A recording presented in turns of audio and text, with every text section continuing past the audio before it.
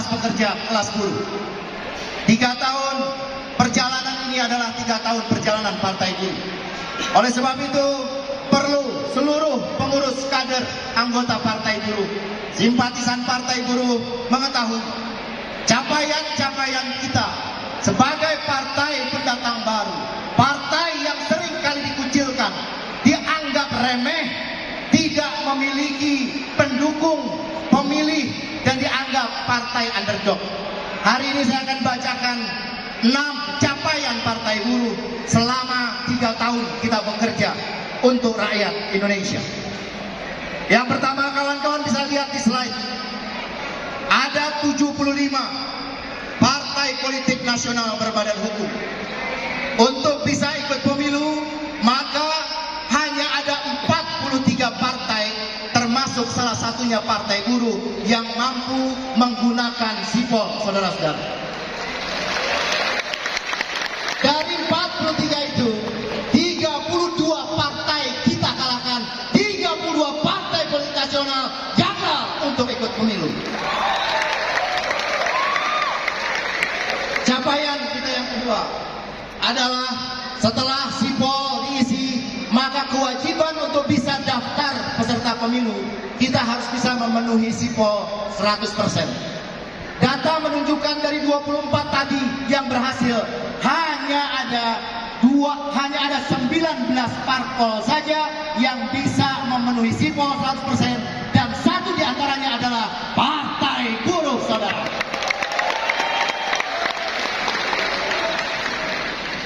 Yang ketiga, capaian ketiga Partai Buruh, dari 24 partai politik yang berhasil mengisi sipol dan berhasil mendaftar, dilakukan verifikasi administrasi Vermin, dilakukan verifikasi faktual Verfak di seluruh Indonesia, hanya ada 18 partai politik yang lolos.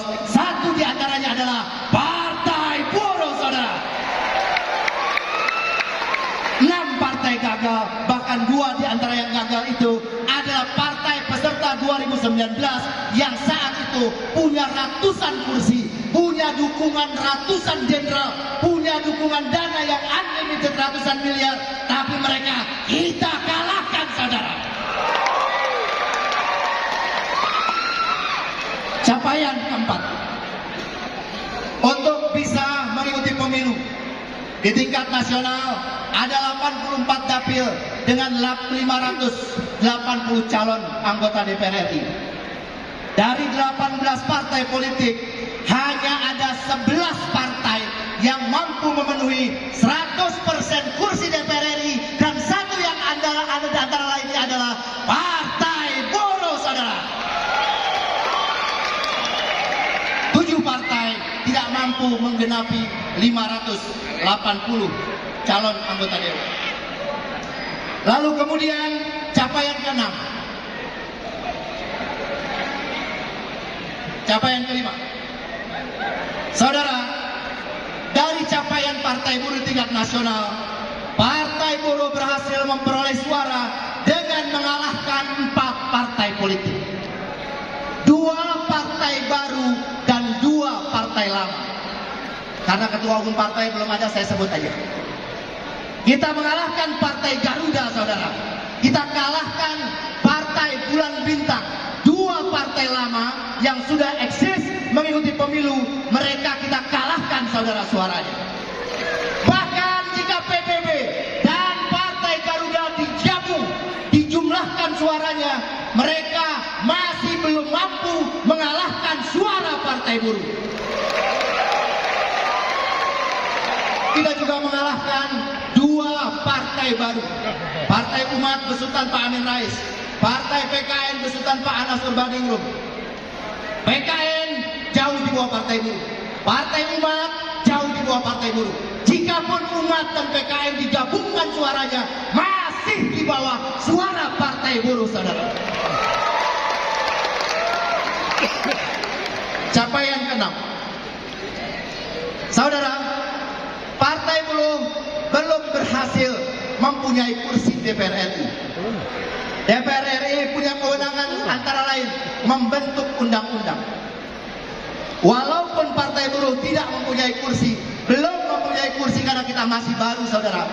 Dalam 3 tahun perjalanan ini, partai-partai Senayan yang membentuk undang-undang pilkada, kita kalahkan.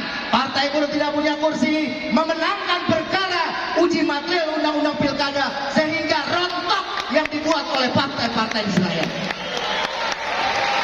Kita belum punya kursi di DPR, belum bisa bikin aturan, tetapi berkat perjuangan kawan-kawan semua, kita berjuang di Mahkamah Konstitusi, kita telah mencetak sejarah. Satu sejarah penting perjalanan bangsa Indonesia adalah diubahnya syarat pencalonan pilkada menjadi lebih rendah, dan itu akibat dikarenakan disebabkan gugatan partai buruh. Konstelasi politik berubah, sistem politik berubah.